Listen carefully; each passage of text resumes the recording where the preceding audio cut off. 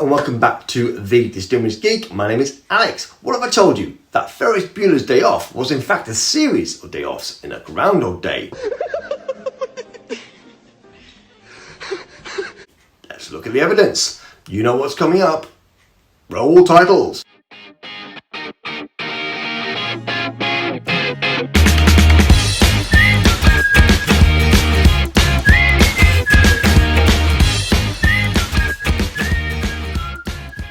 Ferris Bueller's Day Off is one of my all-time favourite films. Ferris Bueller, played by Matthew Broderick, is a high school student, basically one of those who can get away with murder. We all know one of those, don't we?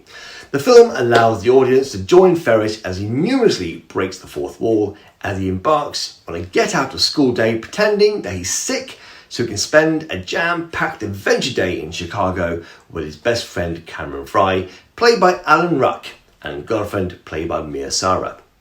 However, where there's a hero, there's always an arch enemy. Ferris's headmaster, played by Jeffrey Jones, he did it so well, who knew all too well what was going on and was adamant to catch Ferris in an act in a Wile E. Coyote and Roadrunner method with a philosophy of you can't bullshit a bullshitter.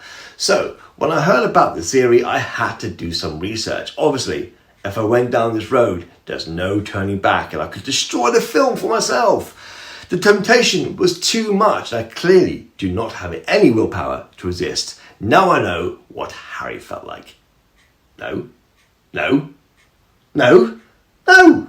Harry! No, Harry, no! Don't look at the light! I can't help it. It's so beautiful. But first,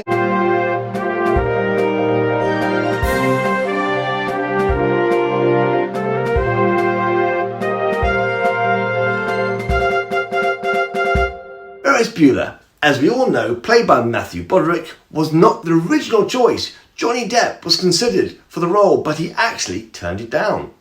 Other contenders were Rob Lowe, John Cusack, Robert Downey Jr. and Michael J. Fox.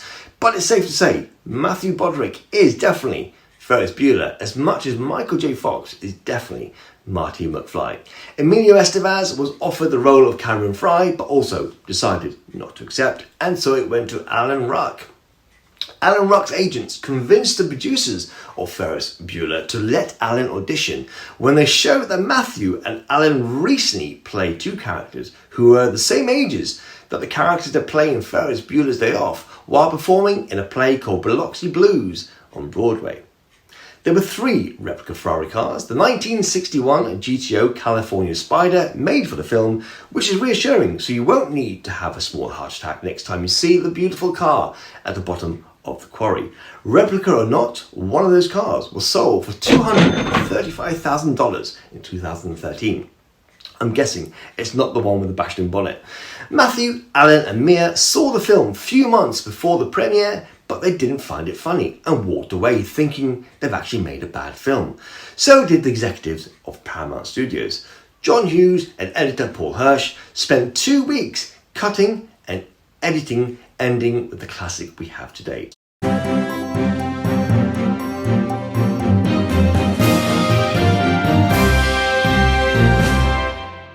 So right now, I'm guessing you're thinking, well, that's great, Alex, but how is Ferris Bueller in a Groundhog Day? Well, the first clue is essentially the whole film in general. How can Ferris plan a whole intricate day out and already overcome every conceivable hurdle that could destroy his day? Let's break it down. So how on earth can the crude Rube Goldberg pulley system work so well to outsmart his parents without having a trial and error period to get it to perfection? Now don't worry, I'll explain who Rube Goldberg is. He's an American cartoonist that drew a complex machine or contraption which would have a chain reaction effect to ultimately perform a simple task. Ah, yes. The answer machine rigged to the doorbell with a series of recordings which would reply to Rooney's questions, and yes, the answers were generic, allowing them to be able to answer a broad range of questions. However, there still had to be an element of trial and error involved for it to work. Making a fool of the snooty, Snooty? snotty, Snotty. Waiter outsmarting him with entwining phone calls from Mia asking for Abe Froman, the person that Ferris is trying yet failing to convince the waiter that who he is. Shaky, bonjour. May I speak to Abe Froman? The Sausage King of Chicago? Abe Froman? Let me check the restaurant. Could you describe him for me, please? Leather jacket? White t-shirt, sweater vest? He's devastatingly handsome. Hold on one moment. Yes, thank you. And Cameron pretending to be Sergeant Peterson from the Chicago police, sounding rather annoyed receiving a so-called phone call from Ferris.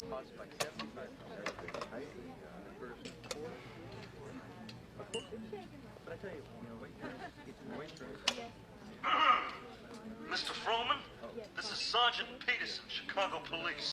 All from the same film, I add. Again, a complex of rules of phone play doesn't come without an element of retakes to get the timing right for the waiter to get the phone call from both parties.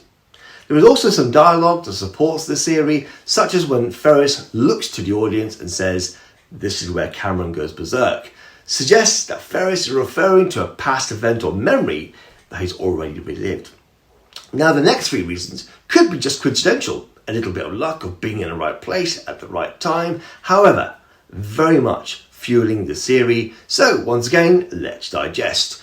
When Ferris and Cameron were at the baseball game, Ferris was able to catch the ball, which was caught live on camera moments before Rooney looks at the television. Now, like I said, that could just be luck and timing. Yet, if you look at Ferris's reaction, it's not of a person catching a ball for the first time live on TV. He's done that before, and clearly tired of performing an over-exaggerated victory dance. Now, keeping to the baseball theme and focusing on the baseball that Ferris has just luckily or practiced to catch, it's safe to say Ferris does not have a baseball arm. I wonder how many attempts did Ferris have to throw that ball onto the tape recorder, turning off the snoring effect just before his parents walk into the room. This scene is also supported with dialogue to support the theory, with Ferris's parents asking him how he ended up so perfect, and Ferris's reply was years of practice.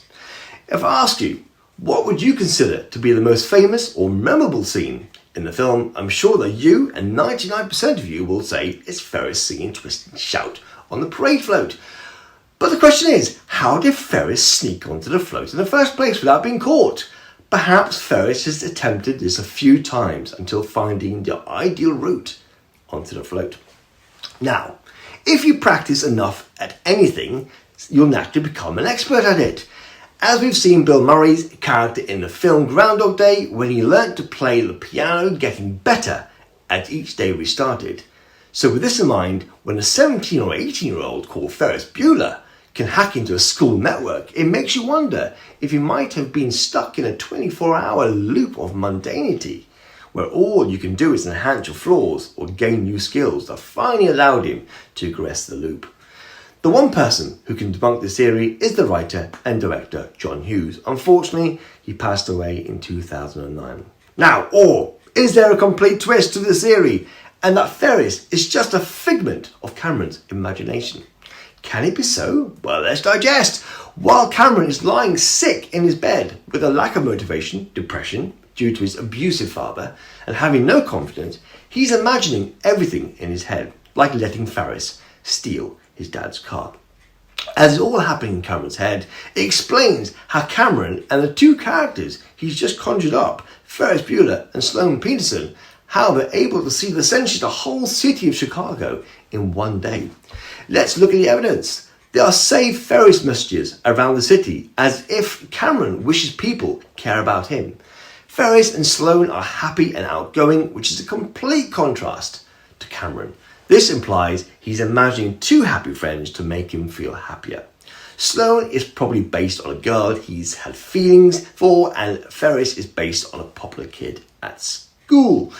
Cameron needs to stand up towards his father, so he imagines destroying his father's pride and joy, his Ferrari. There's no guarantee that Cameron actually destroys the car in the real world. This is where Cameron starts to get more confidence and gets a grip, not needing the safety blanket of his imaginary friends who are offering to take the blame so Cameron doesn't need to face his fears.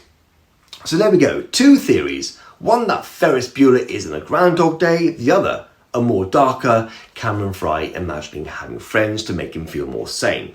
I prefer the Groundhog Day version. Not only is it more plausible, but the fact that John Hughes writes teen romantic comedies suggests a Cameron theory, a great theory as it is, just won't hold water. So what do you think? Do you believe in these theories? It would be great to know, so please let me know in the comments below. I hope you enjoyed this video. If you have any feedback, please don't hesitate. And once again, please leave it in the comments below. So, as I said in the last episode, I am enjoying making these 3 videos, so I'll keep doing some more research and bringing you more content. So, don't forget to subscribe and hit that notification bell so you don't miss the next episode. If there's any other theories you wish me to look at or react to, please feel free and let me know in the comments below. Once again, thank you for watching. If you could be so kind to like, share and even subscribe, I will be truly thankful. And once again, as always, I'll see you. Dave, I know it's out. Jeannie, what the hell are you doing? You trying to kill us? God, look at this mess. Paper all over the place. I'll never get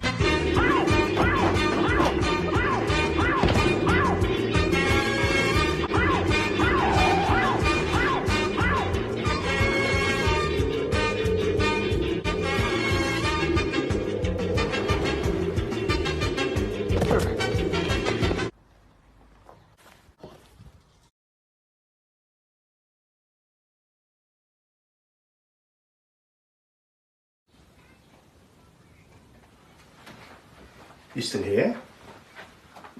It's over. Go home. Go.